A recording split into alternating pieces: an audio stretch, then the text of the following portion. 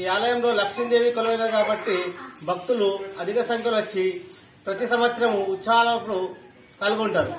ఈ భక్తి మహిమ, లక్ష్మీదేవి యొక్క మహిమ, స్వామి యొక్క మహిమ వల్ల భక్తుల యొక్క కోరికలు నెరవేరుతున్నాయని భక్తుల యొక్క విశ్వాసం. ప్రతి సంవత్సరం ఉత్సవాలప్పుడు శ్రీరామనవమి గాని, ఏకాదశి గాని, వైకుంఠ ఏకాదశి అప్పుడు కూడా భక్తులు అధిక సంఖ్యలో వచ్చి వారి కోరికలు తీర్చుకుంటారు. వారి కానుకలు కూడా సమర్పిస్తారు.